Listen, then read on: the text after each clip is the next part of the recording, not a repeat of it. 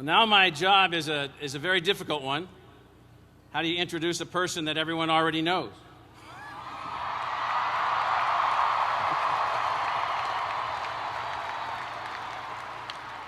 But nonetheless, I want to put the President's introduction into context because I found myself the last few weeks studying his syllabi from his classes and looking at grading mechanisms that he had in place and looking at a number of things that he's written, and it's a fantastic story. So it is my honor and my privilege to introduce to you, and I'm going to walk through this, our President. Let me begin with the following.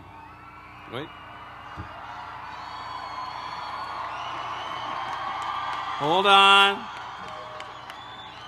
Let me walk through why the President's visit here is so important for this institution, for this state, and for our country. Barack Obama is a man of intellect devoted to the common good, which is a rare thing, a rare thing.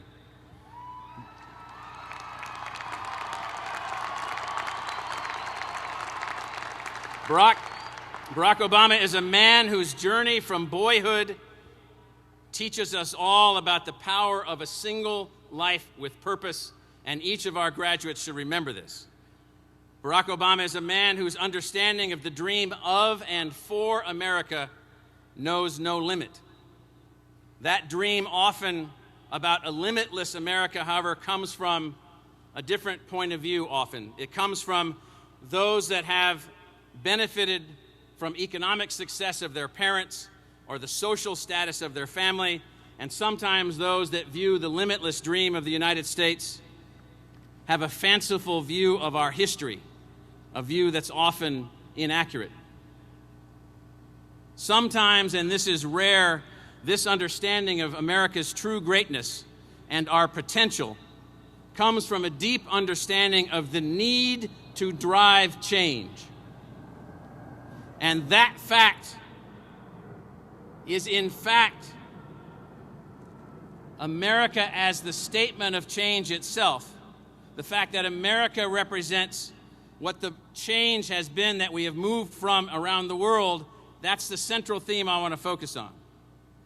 Martin Luther King once said that change does not roll in on the wheels of inevitability, but comes through continuous struggle.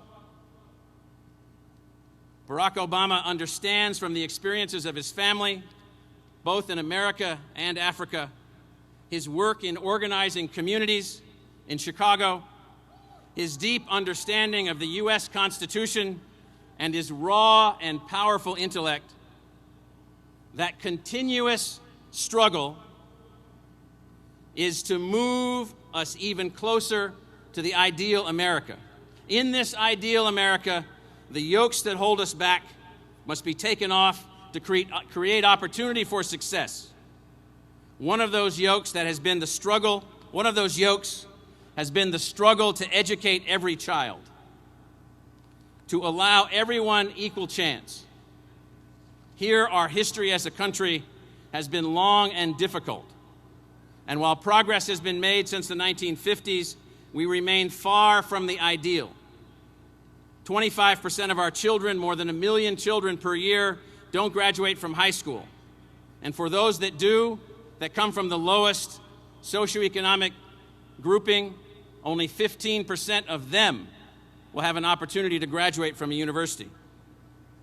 Mr. President, no national leader before you has fully understood the role of education, learning, and knowledge in fulfilling the American ideal, in advancing the continuous struggle for change. In studying your life and your achievements as a community organizer, constitutional law professor, and a statesman, I can see your fantastic awareness of the enigma of our present America. How is it that we have changed so much and yet have so much further to go?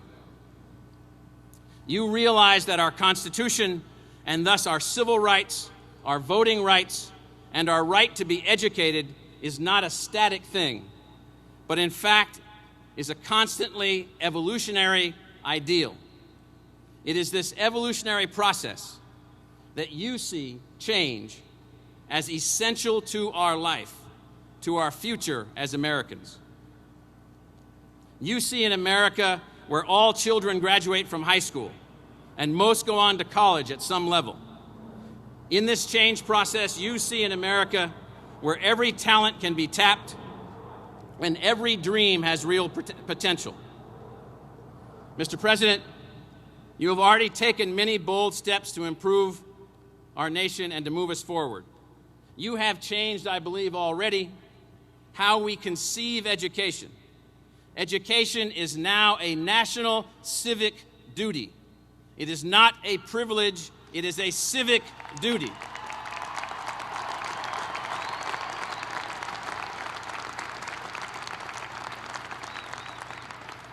You have given hope to all who dream about what they can be, and as I'm increasingly beginning to see as a common activity, you've lit a fire under all of us to move America forward using our ideas and our creativity.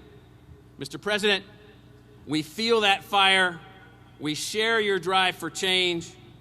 We've heard your speech before Congress, saw you driving us closer to the ideal, the better America, your expansion of Pell Grants, your goals to educate all of America, your drive to have a great college education, not just a college education, but a great college education to all who work hard. We hear you, we join you. In fact, we join you by today committing to you and to the people of Arizona that we will continue building ASU as an egalitarian center for advanced teaching and learning. And we commit to you also that no Arizona student will be left out of this institution and what we have to offer because of his or her family's income.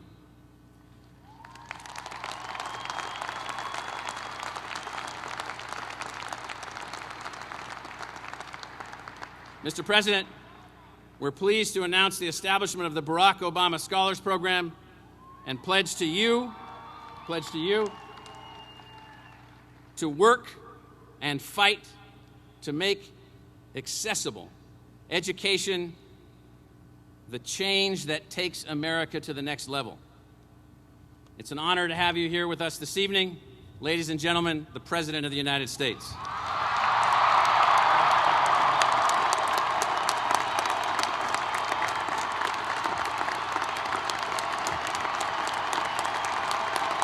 Thank you. Thank you. Thank you, ASU. Thank you very much. Thank you very much. Thank you so much. Thank you, please. Thank you very much.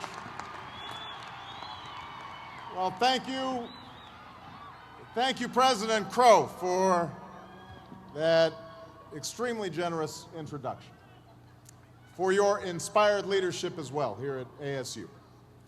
I want to thank the entire ASU community for the honor of attaching my name to a scholarship program that will help open the doors of higher education to students from every background. What a wonderful gift. Thank you.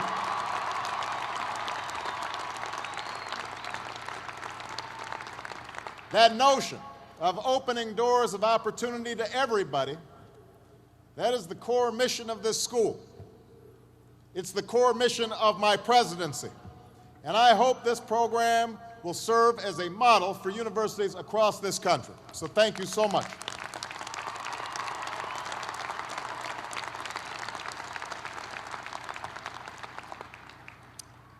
I want to obviously congratulate the class of 2009 for your unbelievable achievement. I want to thank the parents, the uncles, the grandpas, the grandmas, cousins, Calabash cousins, everybody who was involved in helping these extraordinary young people arrive at this moment. I also want to apologize to the entire state of Arizona for stealing away your wonderful former governor, Janet Napolitano.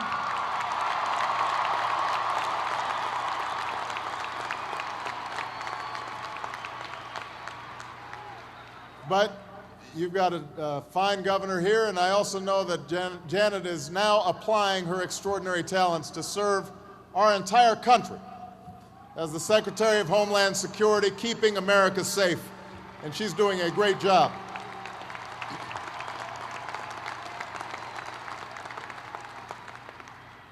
Now, before I begin, I'd just like to clear the air about that little controversy everybody was talking about a few weeks back. I have to tell you, I really thought this was much ado about nothing. But I do think we all learned an important lesson. I learned never again to pick another team over the Sun Devils in my NCAA brackets. It won't happen again. President Crow and the Board of Regents will soon learn about being audited by the IRS.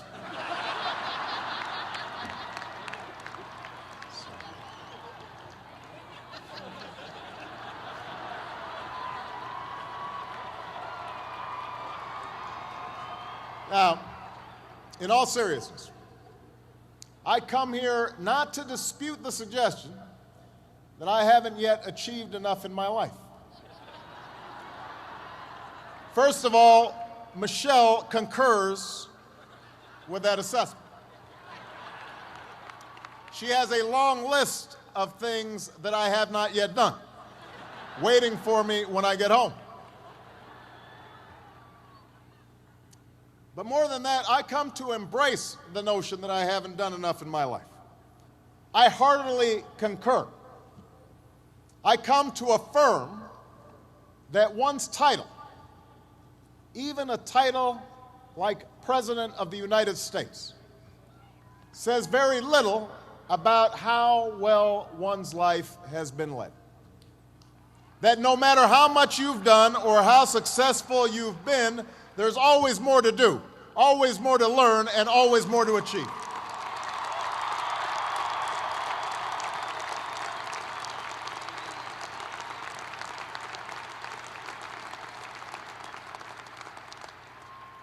And I want to say to you today, graduates, class of 2009,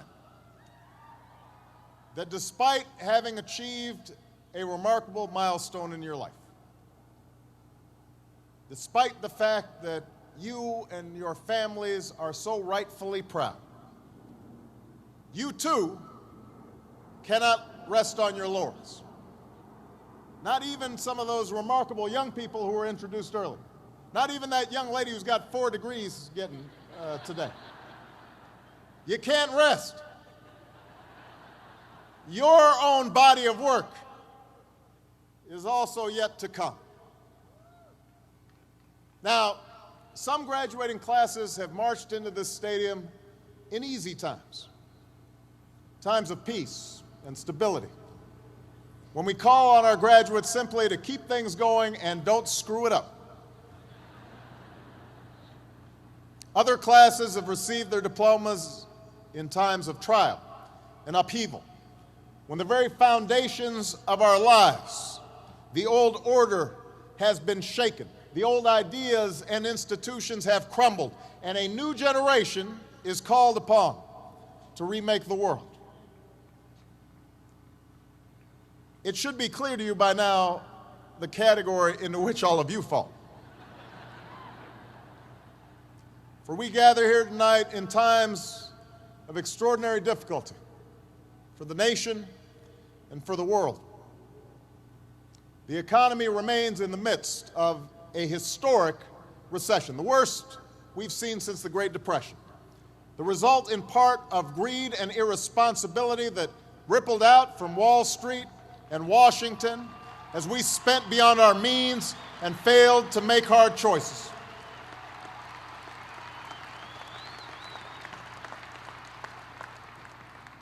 We're engaged in 2 wars and a struggle against terrorism. The threats of climate change, nuclear proliferation, and pandemic defy national boundaries and easy solutions. For many of you, these challenges are also felt in more personal terms. Perhaps you're still looking for a job, or struggling to figure out what career path makes sense in this disrupted economy. Maybe you've got student loans. No, you definitely have student loans. Or credit card debts. And you're wondering how you'll ever pay them off. Maybe you've got a family to raise. And you're wondering how you'll ensure that your children have the same opportunities you've had to get an education and pursue their dreams. Now, in the face of these challenges, it may be tempting to fall back on the formulas for success that have been peddled so frequently in recent years. It goes something like this. You're taught to chase after all the usual brass rings.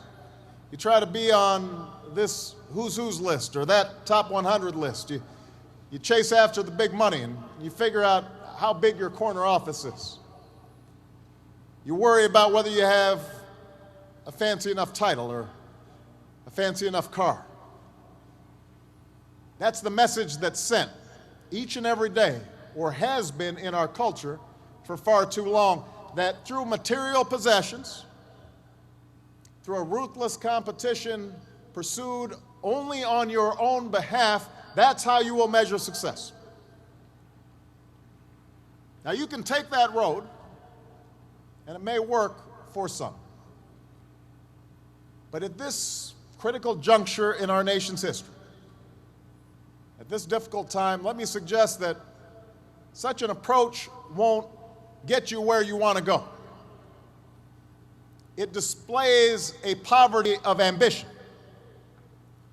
That in fact, the elevation of appearance over substance, of celebrity over character, of short-term gains over lasting achievement, is precisely what your generation needs to help end.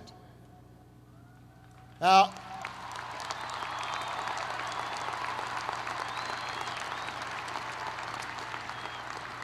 ASU, I want to highlight two main problems with that old, tired, me-first approach to life. First of all, it distracts you from what's truly important. And it may lead you to compromise your values and your principles and your commitments. Think about it. It's in chasing titles and status, in worrying about the next election, rather than the national interest and the interests of those who you're supposed to represent, that politicians so often lose their ways in Washington. They spend time thinking about polls, but not about principle. It was in pursuit of gaudy short-term profits and the bonuses that came with them that so many folks lost their way on Wall Street, engaging in extraordinary risks with other people's money.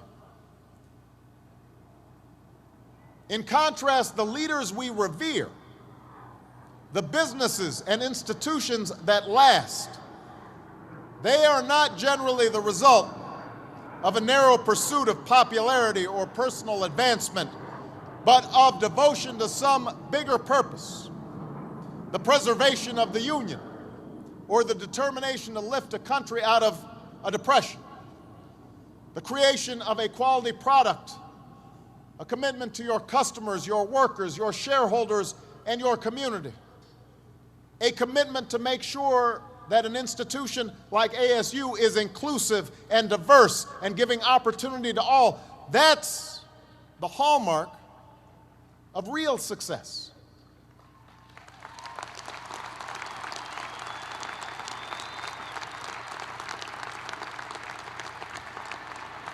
That other stuff, the trappings of success, may be a byproduct of this larger mission. But it can't be the central thing. Just ask Bernie Madoff. That's the first problem with the old attitude. The second problem with the old approach to success is that a relentless focus on the outward markers of success can lead to complacency. It can make you lazy. We too often let the external, the material things serve as indicators that we're doing well, even though something inside us tells us that we're not doing our best, that we're avoiding that which is hard but also necessary, that we're shrinking from rather than rising to the challenges of the age. And the thing is, in this new hyper-competitive age, none of us can afford to be complacent. That's true whatever profession you choose. Professors might earn the distinction of tenure, but that doesn't guarantee that they'll keep putting in the long hours and late nights and have the passion and the drive to be great educators. The same principle is true in your personal life. Being a parent is not just a matter of paying the bills, doing the bare minimum. It's not just bringing a child into the world that matters, but the acts of love and sacrifice it takes to raise and educate that child and give them opportunity.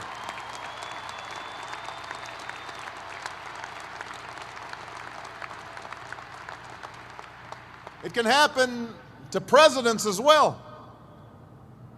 If you think about it, Abraham Lincoln and Millard Fillmore had the very same title. They're both presidents of the United States. But their tenure in office and their legacy could not be more different. And this is not just true for individuals, it's also true for this nation. In recent years, in many ways, we've become enamored with our own past success, lulled into complacency by the glitter of our own achievements. We've become accustomed to the title of military superpower, forgetting the qualities that got us there, not just the power of our weapons, but the discipline and valor and the code of conduct of our men and women in uniform.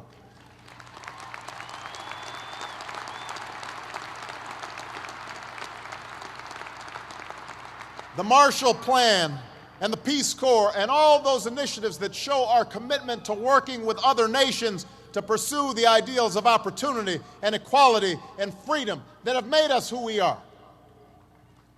That's what made us a superpower.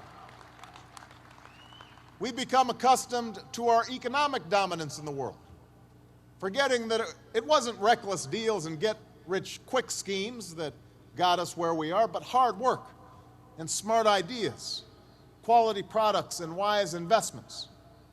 We started taking shortcuts. We started living on credit instead of building up savings. We saw businesses focus more on rebranding and repackaging than innovating and developing new ideas that improve our lives. All the while, the rest of the world has grown hungrier, more restless, in constant motion to build and to discover, not content with where they are right now, determined to strive for more. They're coming. So graduates, it's now abundantly clear that we need to start doing things a little bit differently. In your own lives, you'll need to continuously adapt to a continuously changing economy. You'll end up having more than one job and more than one career over the course of your life. You'll have to keep on gaining new skills, possibly even new degrees. And you'll have to keep on taking risks as new opportunities arise. And as a nation, we'll need a fundamental change of perspective and attitude. It's clear that we need to build a new foundation, a stronger foundation for our economy and our prosperity. Rethinking how we grow our economy, how we use energy, how we educate our children, how we care for our sick, how we treat our environment. Many of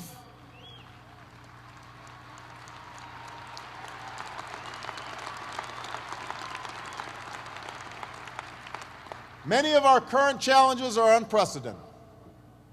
There are no standard remedies, no go-to fixes this time around. And class of 2009, that's why we're going to need your help. We need young people like you to step up. We need your daring, We need your enthusiasm, we need your energy, we need your imagination. And let me be clear, when I say young, I'm not just referring to the date of your birth certificate. I'm talking about an approach to life, a quality of mind and a quality of heart, a willingness to follow your passions, regardless of whether they lead to fortune and fame, a willingness to question conventional wisdom and rethink old dogmas, a lack of regard for all the traditional markers of status and prestige, and a commitment instead to doing what's meaningful to you, what helps others, what makes a difference in this world.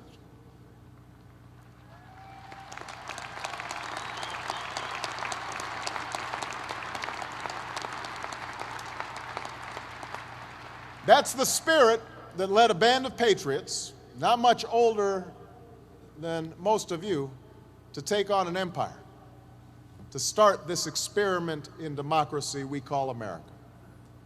It's what drove young pioneers west to Arizona and beyond. It's what drove young women to reach for the ballot, what inspired a 30-year-old escaped slave to run an underground railroad to freedom, what inspired a young man named Cesar to go out and help farm workers, what inspired a 26-year-old preacher to lead a bus boycott for justice. It's what led firefighters and police officers in the prime of their lives up the stairs of those burning towers, and young people across this country to drop what they were doing and come to the aid of a flooded New Orleans.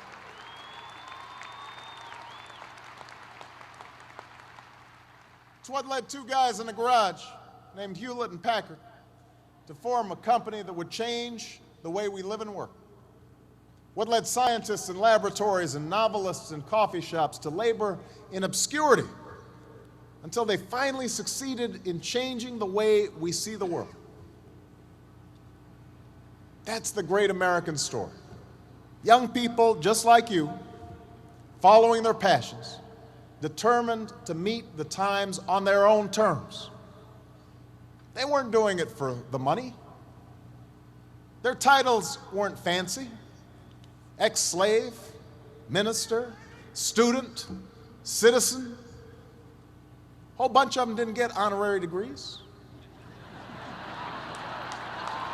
But they changed the course of history, and so can you, ASU.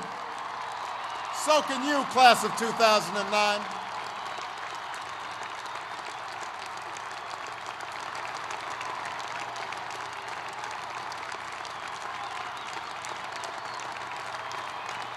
So can you. With a degree from this outstanding institution, you have everything you need to get started. You've got no excuses. You have no excuses not to change the world. Did you study business? Go start a company. Or why not help a struggling non-for-profit find better, more effective ways to serve folks in need?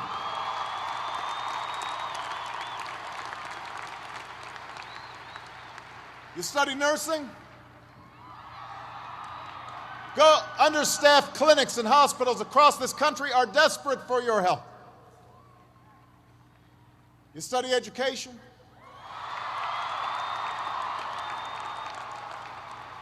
Teach in a high-needs school where the kids really need you. Give a chance to kids who can't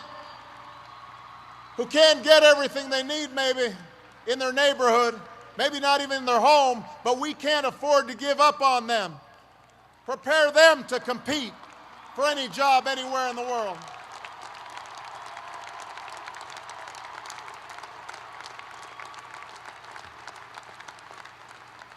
You study engineering?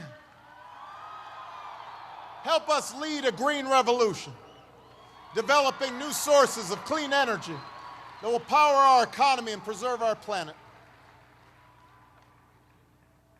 But you can also make your mark in smaller, more individual ways. That's what so many of you have already done during your time here at ASU. Tutoring children, registering voters, doing your own small part to fight hunger and homelessness, AIDS, and cancer. One student said it best when she spoke about her senior engineering project building medical devices for people with disabilities in a village in Africa. Her professor showed a video of the folks they'd been helping, and she said, when we saw the people on the videos, we began to feel a connection to them. It made us want to be successful for them. Think about that. It made us want to be successful for them. That's a great motto for all of us. Find somebody to be successful for. Raise their hopes. Rise to their needs. As you think about your life after graduation, as you look into the mirror tonight after the partying's done,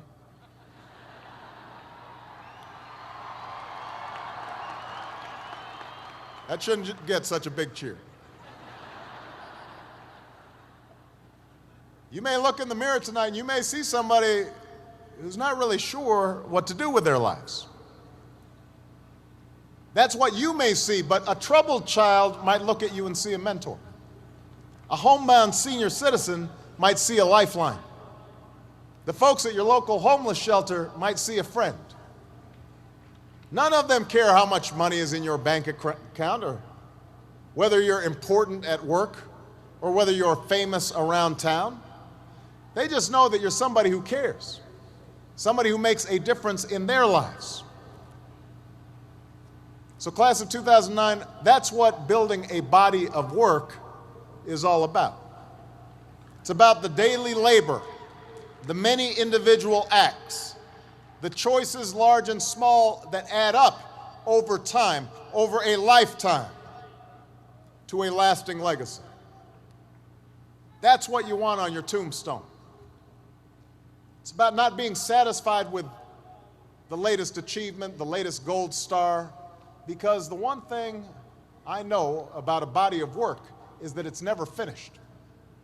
It's cumulative. It deepens and expands with each day that you give your best, each day that you give back and contribute to the life of your community and your nation. You may have setbacks and you may have failures, but you're not done.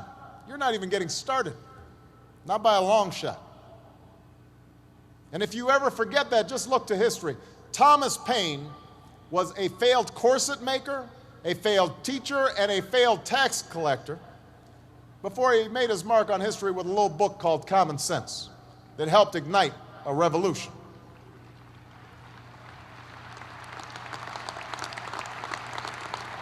Julia Child didn't publish her first cookbook until she was almost 50.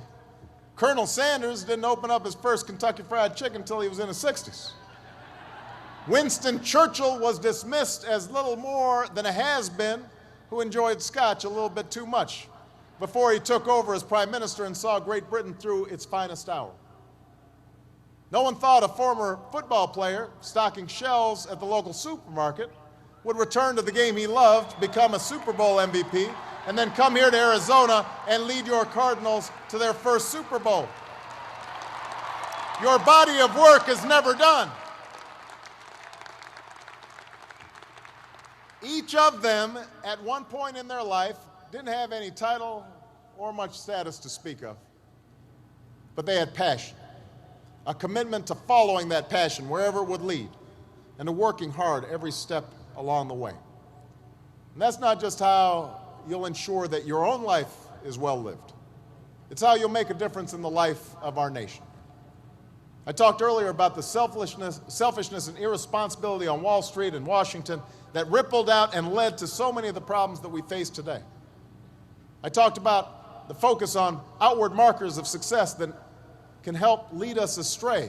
But here's the thing, class of 2009, it works the other way too. Acts of sacrifice and decency without regard to what's in it for you. That also creates ripple effects. Ones that lift up families and communities, that spread opportunity and boost our economy, that reach folks in the forgotten corners of the world, who in committed young people like you see the true face of America, our strength, our goodness, our diversity, our enduring power, our ideals.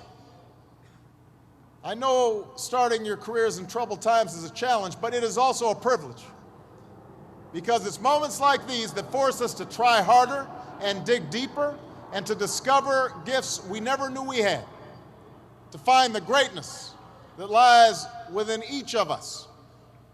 So don't ever shy away from that endeavor. Don't stop adding to your body of work. I can promise that you will be the better for that continued effort, as will this nation that we all love. Congratulations, class of 2009, on your graduation. God bless you, and God bless the United States of America.